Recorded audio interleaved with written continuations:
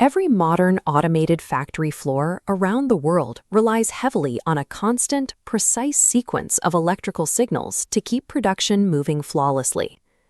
If you know how to wire a Siemens PLC, you already have the skills to wire a Delta, a Mitsubishi, or an Omron system. By the end of this tutorial, we will have a fully powered Siemens S1200 reading a physical button press and illuminating an external industrial light.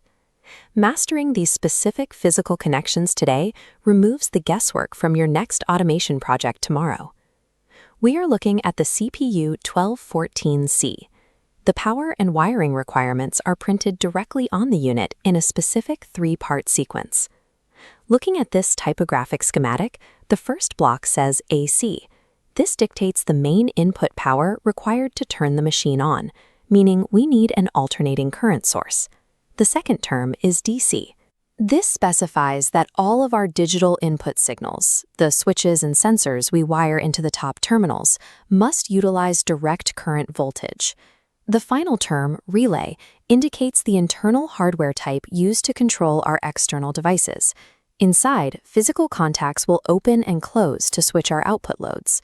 Correctly identifying these ratings prevents catastrophic wiring failures before a single screw is turned. Step 1 is main power.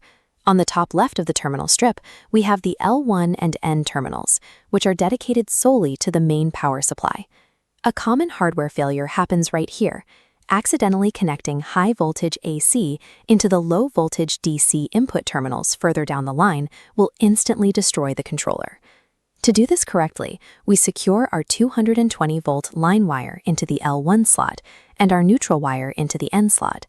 When we apply power, we check the physical indicator lights on the front of the CPU. We want to see the LED enter the green run mode, ensuring it isn't halted in stop or throwing an error. Safe, verified power is step 1. Without that green run light, no programmed logic will ever execute. Now we need to power our inputs. Every Siemens PLC has an internal 24-volt DC power supply built right in. We find this at the L+ and M terminals. Next to those is the 1M terminal. This is the common. Instead of running two separate wires for every single input device, we use the common to create a shared electrical reference point for the entire input group. Looking at this top-down schematic, we pull a wire from the M, or 0-volt terminal, directly into the 1M common terminal. This creates our unified ground plane. Next, we take the 24-volt supply from the L+ terminal and run it out into the field, landing on one side of our external push button. To complete the circuit, we route the return wire from the other side of the push button directly into the exact digital input address we want to use, in this case, I0.0. When you physically press that button, the circuit closes. 24 volts reaches the I0.0 terminal, and its corresponding green LED lights up. Utilizing a common terminal reduces the total wire count by nearly half. Fewer wires mean less complexity and fewer points of physical failure inside your control panel. With our inputs wired, we move to the bottom row of terminal blocks to connect our outputs. The first terminal here is labeled 1L, which is the output common. A relay output acts purely as a mechanical gatekeeper.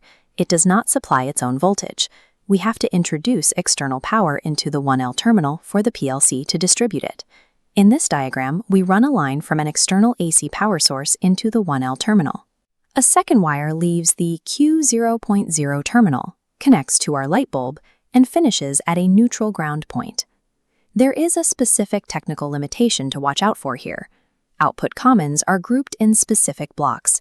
They do not serve the entire length of the bottom terminal strip. The 1L common terminal exclusively supplies power to outputs Q0.0 through Q0.3. If we try to trigger output Q0.4, nothing will happen. It will remain inactive unless we supply power to the next designated common block, labeled 2L. Accounting for these terminal boundaries ensures that every output in the cabinet receives power and responds correctly to the programmed logic. When the entire system goes live, pressing the push button sends a 24-volt signal to the CPU. The logic processes, and an internal mechanical relay snaps shut to release the voltage on the output side. The external load reacts perfectly, proving the hardware is correctly integrated and operational. This matrix shows how the concepts we just applied translate directly to other major brands. The Siemens terminology of 1M, I, and Q maps directly to the SS, X, and Y terms used by Mitsubishi and Delta. The underlying physics of electrical automation never change. The exact wiring logic you executed today applies universally to any factory floor in the world. If you found this setup helpful, please like and subscribe. Leave a comment below if you want the follow-up tutorial on programming the logic for this exact system.